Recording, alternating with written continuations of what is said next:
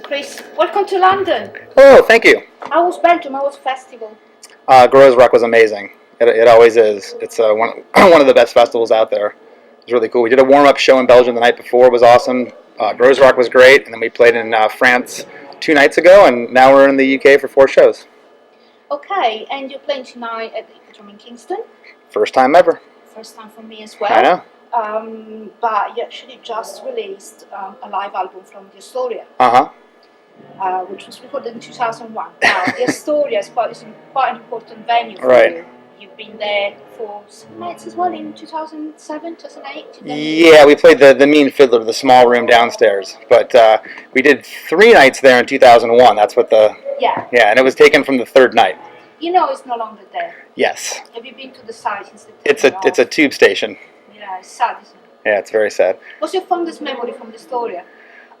Probably all the stairs that you had to climb to get to the dressing room. It was horrible. I say that jokingly. It's just a legendary venue. It's just the shows were always just crazy. It was right in the heart of Piccadilly area. It was great. What was your favorite place around there to have a drink between the soundcheck and?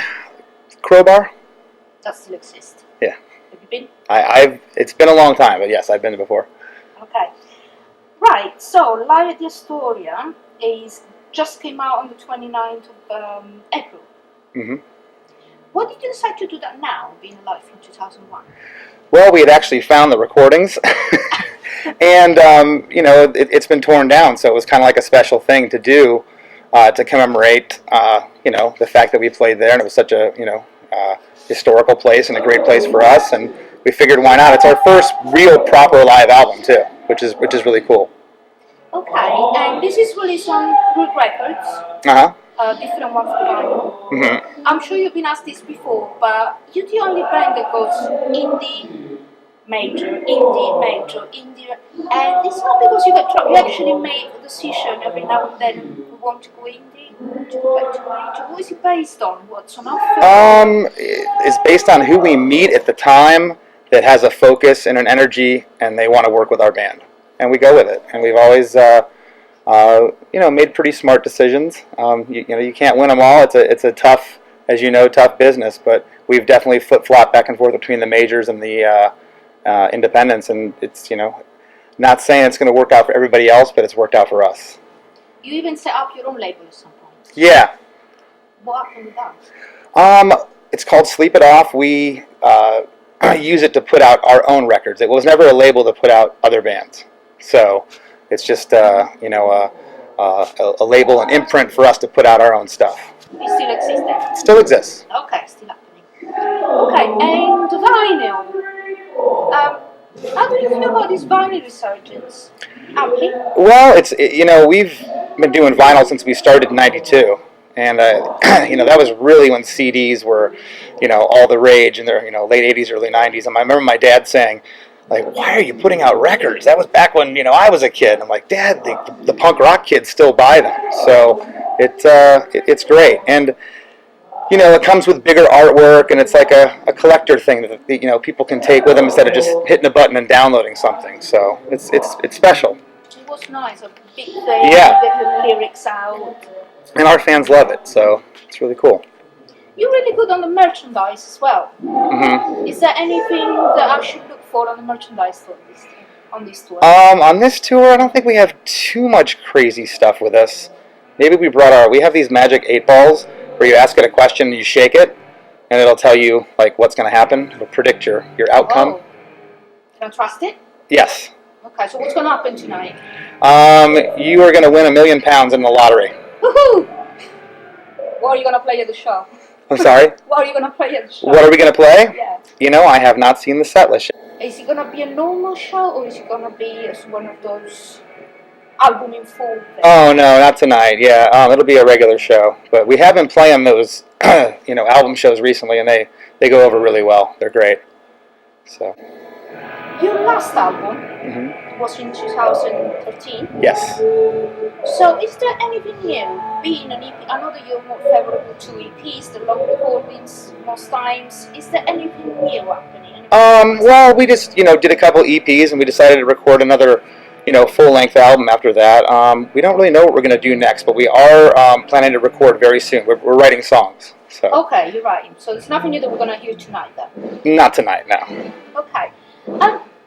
With the kind of music you do, but most of all with the stage antics, does it become more difficult with age? Is it something that was easier when you were in your 20s? It's actually probably a little bit easier now, believe it or not, because I know how to pace myself. I know how to not go crazy every night. I can go crazy, but not like, I have to kind of pull it back a little bit, and, you got to be careful of staying out late and partying and drinking and stuff. So those things when you were younger came into play with playing, and so it's, you know what not to do now to feel good on tour. Okay, so bananas before the gig. I just had a banana before we did the interview, yes. There you go. Potassium. American presidential elections. I'm not asking you who you're going to vote for. If you want to give us a message, you're free to do it. Okay. But I find it becoming a bit, I don't know, in Italian there's a word that's goliardico, about makeup and tan and kind of funny in a very weird way. Right. Now, I love the way you come up with titles, with lyrics and everything. If you had to write a soundtrack for these elections, what would you call it? For the American election? Yeah. Or the soundtrack for it, it'd be called It's Fucked. That's the name of the soundtrack. That's how you feel? We've never been a political band. We've always shied away from that, and it seemed to suit us well. We never wanted to take that route. We keep our beliefs to ourselves, and a lot of people have a problem with that. What do you mean? You don't speak your mind. You're a musician. You should influence people. It's like, no, we're not. No. We're not that kind of band. We're a band that goes out and throws a party every night, and we have a good time. So we've always kept the politics out of it. So you don't have anything new coming up, right? But you are going to be touring some more here. Yeah, well, we're going to go on a thing called the Vans Warped Tour in the United States. That's a 2-month traveling tour with like 120 bands. It's crazy. And after that, we do our hometown show every year called Less Than Jake's Wake and Bake Weekend. It's over a holiday called Labor Day in the States, which is kind of like a bank holiday here in England. And after that, we come back to Europe and England for the whole month of October. So we will be back here. Uh-huh. Are you doing the work tour in England? Not that I know of. I think that's one I saw you live last time.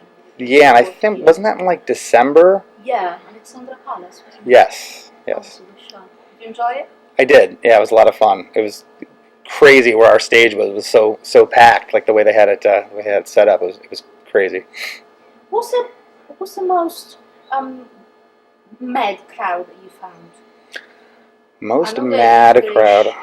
Probably the Reading and Leeds Festival in 2001, the first time we ever did it. Because we had never played in front of a crowd that big, and they went mental. What's more your thing?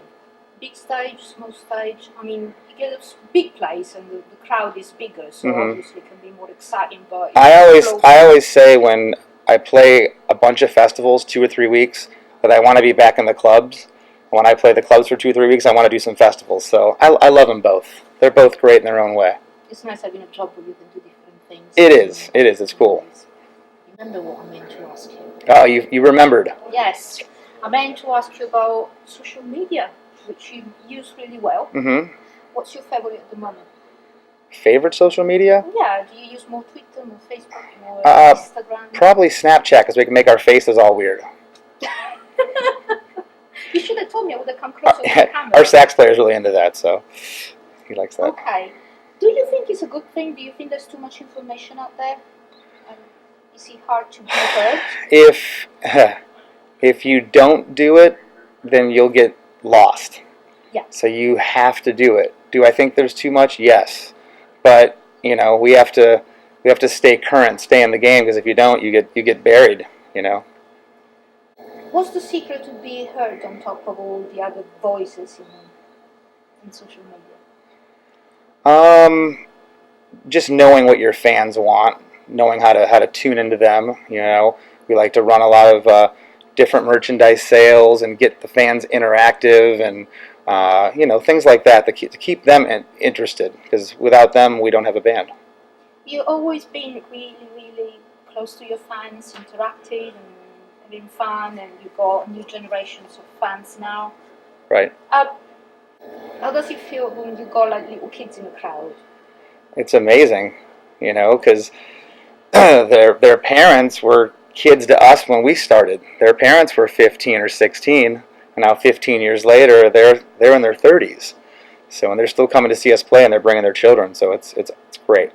What were you listening to when you were that age? When I was 15, Yeah. lots of Slayer, Megadeth, Metallica. Yeah, your stuff. Yeah. Okay, your first gig? First gig was July 16th, 1992. What band? Less Than Jake. I mean, your first gig you went to see. Oh, first gig I went to see. I went to see a band called Whitesnake. That was the first big arena band I saw. What's the funniest memory you have of you as a young teenager going to a gig? Probably coming out of a concert when I was 16, and it was a huge arena, and I couldn't find my dad's car. It took me about 2 hours to find his car, and I was scared. I was going to be late getting home, and I was late. You were scared. What gig were you at? Huh? Slayer? What gig were you at? It was actually Kiss. Kiss. To be scared. Yeah. Some strange people. It was before they put the makeup back on, though, so it was pre-makeup. Is there anything else you would like to say? I want to thank you for interviewing me. It was a good interview. Thanks. Thank you. See you tonight.